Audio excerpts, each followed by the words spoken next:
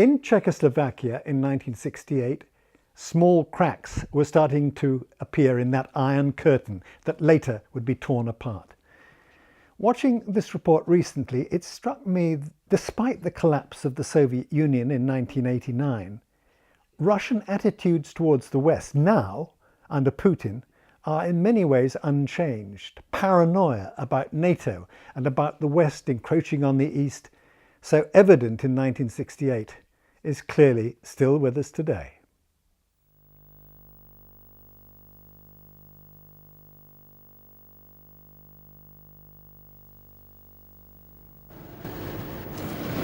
Here in Prague, Czechoslovakia, we've been waiting on the news from the castle, the magnificent Hajkany castle, which overlooks the city, because inside the castle, the future of Czechoslovakia's liberalisation has been in the balance. Since Wednesday, when the meeting started, the mandarins of Czechoslovakia's Communist Party have swept across the cobbled square and into the castle for secret sessions of the party's Central Committee.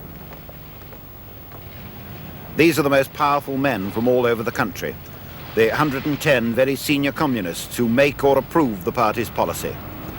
Arriving in the black Tatra limousines, which are standard issue for Czech politicians, they've come to argue about Czechoslovakia's plans to find her own way to a new sort of communism, a democratic socialism. And this is the man whose hopes are at stake. Party chairman Alexander Dubček goes into the Central Committee meetings knowing that the old guard, the Conservatives, want to stop him. He also knows he's backed by millions of Czechoslovakians who've had enough of the old domination of the party. With a flood of letters and resolutions, they've pledged their support for him in the battle with the Conservatives. These Central Committee sessions have marked the coming of age of the liberalisation movement. After the weeks of exuberant excitement and wild talk which followed the lifting of the lid, Czechs have had time to remember the realities of their position.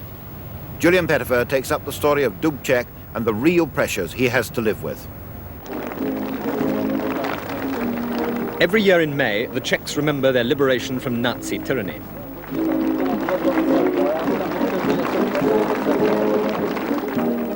This year, they celebrated something more.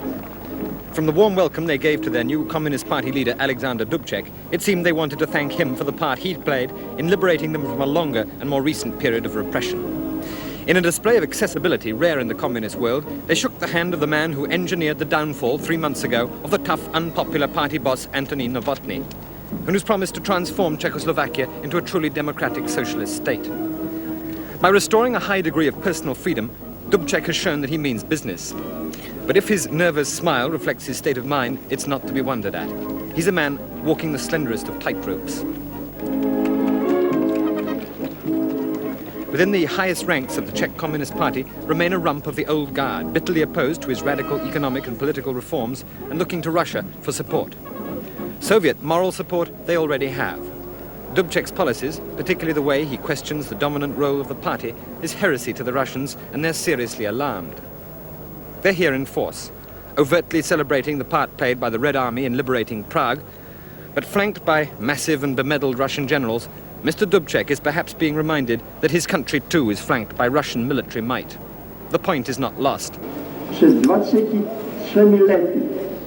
The principal speech given by President Svoboda, a trusted friend of the Russians, is most placatory. The Czechs haven't forgotten what happened to the Hungarians and the Poles when they set out to find their own way to socialism. Faced with mounting criticism in the Russian press and sinister troop movements on the frontiers, President Svoboda insists that friendship with the Soviet Union is the cornerstone of his country's policy.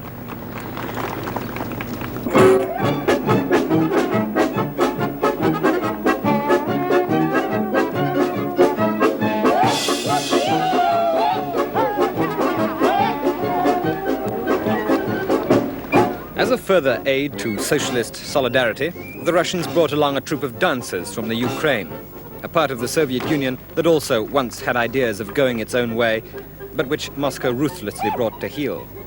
Perhaps the point is too subtle, but it is just as well that the Russians brought their own show. In Prague, there are few entertainments that a good Marxist-Leninist would find acceptable.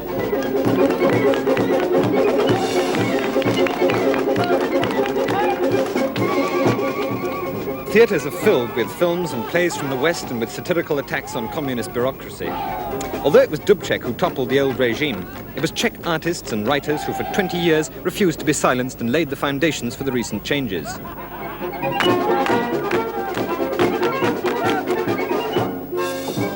Their reward is a freedom of expression unknown elsewhere in the communist world.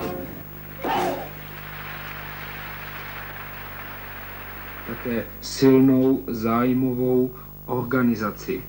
Radio and television has led the pack with news programs and discussions that have examined and criticized every aspect of Czech life. But already there are signs that the government is worried. Without reimposing direct censorship, producers and commentators are being pressed to be more careful. Critic and writer Mr. Antonín Lim was expelled from the Communist Party for speaking his mind. Now he's been reinstated. I asked him whether he felt that freedom of expression had gone too far. Of course, the Czech radio and television have now the kind of liberty which is the privilege of revolutionary periods, and which, of course, will not last. The other day, a French journalist here in Prague told me that, to his opinion, the Prague and the Prague radio and television had much more freedom than the ORTF, that the French radio and television ever had before a week's time, of course, because now they have all the freedom they want, because they also made their little revolution there, you know. But the West tends to see events here in rather dramatic terms, in terms of a departure from the Russian camp. Do you see it in these terms? no, of course not. And I think this on both sides, on the western and on the eastern side, only very irresponsible people can say that, because I think that peace in Europe and peace in the world, one of the elements of the peace is the stability of the situation in Europe, and is the how do you call it? The balance. Balance of power. And nobody, neither the American, neither the West German, neither the Russian, neither Czechoslovakia, nobody are interested in any change in the balance of power in Europe. Everybody knows that any move of Czechoslovakia out of where it stays would mean a European conflict, or would end as in Budapest. Everybody knows that, from Washington through London to Moscow. So why all that talk? This is a mere nonsense, demagogic nonsense, which only can be exploited against the democratic move in Czechoslovakia. I of course think this is the intention. But the Russians are clearly not convinced. 2 weeks ago, the Czechs were uneasy to hear that Soviet Premier Alexei Kosygin had arrived for an extended stay. It was officially announced that he'd come to drink the curative waters at Carlsbad, and he dutifully established himself there. He paraded daily before the faded aristocratic grandeur of the pump house, and either for the sake of appearances or for the sake of his liver, he quaffed the evil-tasting waters. It was all quite convincing, except that his visit happened to coincide with that of the highest Soviet military leaders, led by Defense Minister Marshal Grechko. Anxious, so they said, to get to know the new command of the Czech army. Remembering similar goodwill visits to Poland during the turmoils of 1956, the Czechs assumed that this was Moscow's final peaceful effort to persuade Mr. Dubček to put the brakes on, to slow down the process of democratization. When I talked to the foreign minister, Mr. Jiří Hájek, I asked him why Mr. Kosygin had paid such a lengthy visit to Czechoslovakia. He's coming for health reasons, and he's using this opportunity, as you know, and as we and he both gave to publicity. He is using this opportunity also to discuss with our government, with our leading personalities, certain problems of common interest. I don't think so that one can deny that the Russians have been, to some extent, uneasy about what's been happening in Czechoslovakia. What is it, do you think, that bothers them? What do you call uneasy? They, as any friendly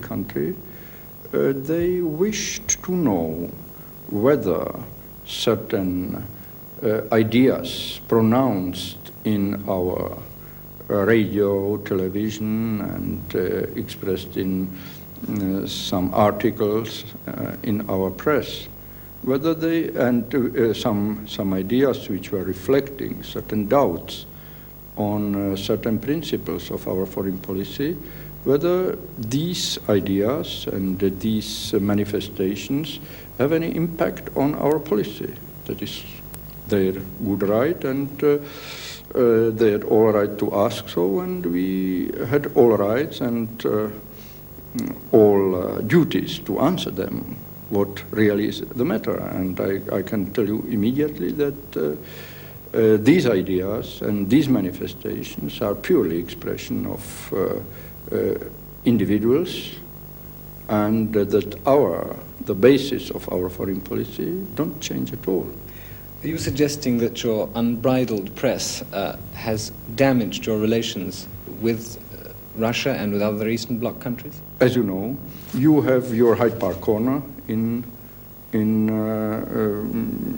London, where anybody can use his soapbox to stand on and to tell anything he likes. Well, we don't have exactly Hyde Park corner, but in some moments, in some parts of our program, of our television, radio, and in our press too, there is room for people to tell what they think, irrespectively of what the actual line of policy of our government is. Some people think that they may use it without any respect to anything.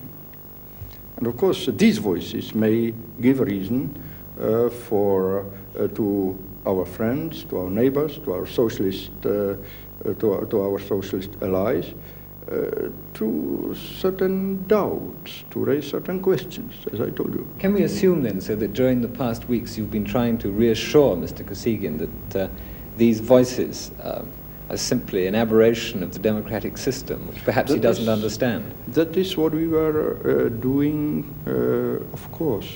That is what we were doing in speaking to all our socialist friends. And I think we succeeded. Mr. Hayek may hope that he's put the Russian leader's mind at rest. But if Mr. Kosygin had paid a visit to this meeting in Prague, his doubts might have been revived. In the balmy political climate of the past few months, new quasi-political organizations have sprung up like weeds. This is the Can Club, whose members describe themselves as politically conscious non-communists. It's typical of the confusion of the present time that the government doesn't know what to do with these noisy new arrivals. The Can Club certainly has political ambitions. It's already said that it wants to play a part in future elections. But what part? The role of opposition in the new socialist democracy hasn't been defined. Everyone has different ideas. But of course, we need a democratic socialism. That means a democratic socialism with a kind of opposition. We think that this opposition would not mean it would be an anti-socialist opposition. We think that even inside socialism, there is an opposition possible which departs from the same premises, from the premises of the regime, as in England, of the establishment, but of course has different points of view on what it is and how it should work. On the other hand, of course, I don't think we can just, and it would be too easy, to take over the model of, let's say, your parliamentary democracy. The structure of the society is so different. This country has to relearn thinking, acting, living democratically. This will take some time. This will take not months, but years. I hope we shall have time enough to learn that. The other thing, we have to learn to know each other, to know what we are and who we are, because you have to take into consideration again that since 30 years in this country really there was no normal flow of information, no public opinion. And you know how difficult it is even for Mr. Wilson to know what his country really is, even if you have all that for hundreds of years. And we haven't got it for 30 years. So now it's very irresponsible to say we are this and that. The political frontiers in this country are like that. We don't know anything about it. And this is the big problem of the Czech experiments. That means that all solutions, they are only ahead of us. We can't go back, and we can learn from anybody's experience, because we are trying to make this experience for the first time, I would say, in Europe, maybe in the world.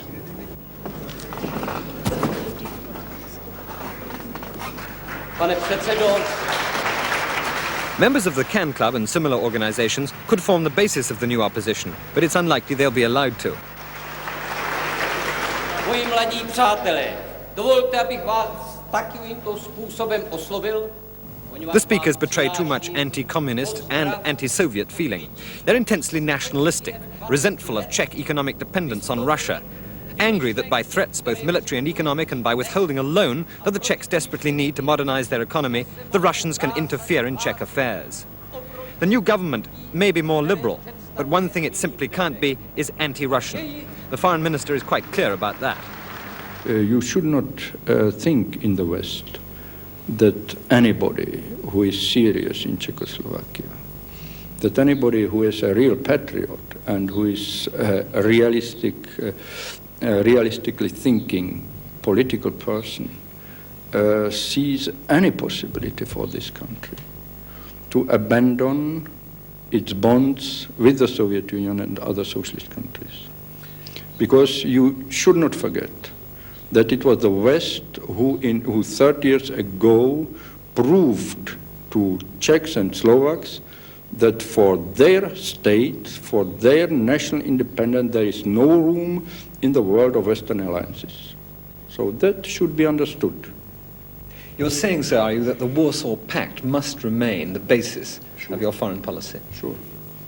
As long as NATO remains, and as long as the strongest point in the strongest part of NATO in Europe remains Western Germany, with certain gentlemen which commanded the Hitler's army.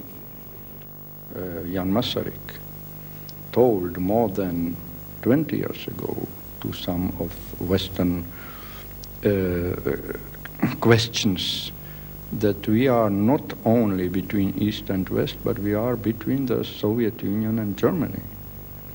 And from our history, we know that once we have to choose, our choice will be only in one direction, and that is the direction of Soviet Union.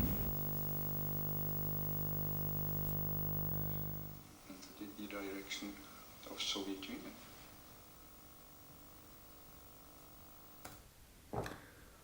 Well, that was very fortunate, wasn't it, getting that very long interview with the Prime Minister. But we did have our problems on that shoot, as I remember. I mean, of course, there were always problems in the pre-digital age because we were using a camera which had lots of moving parts in it. And one of the frequently occurring hazards was called a hair in the gate. That is a hair as in a hairdo, not as in the furry animal. Now, a hair in the gate was some kind of obstruction. It could have been usually a bit of film emulsion or something like that used to get between the lens and the film. And therefore, it would come up on the screen. When the editor was looking at it, he'd suddenly find, oh my God, I can't use this because there's a hair in the gate. So you used to take all kinds of precautions. The camera would be opened and cleaned every time that you changed the magazine, and sometimes more often than that. How these hairs got in the gate, goodness knows. I mean, the cameraman didn't know. They always tried to, as far as possible, to avoid it. But it did happen. And sometimes it could ruin a whole roll of film. And of course, the trouble is you never knew about it. Another problem you used to get often was called fogging. Again, well, that is what it sounds like. It's when light somehow got into the camera and exposed the film when it wasn't supposed to be exposed. When that happened, I don't know. I'm not a technical person, but it used to happen. And that was another nightmare for the cameraman. Yes, things are much easier in these digital days.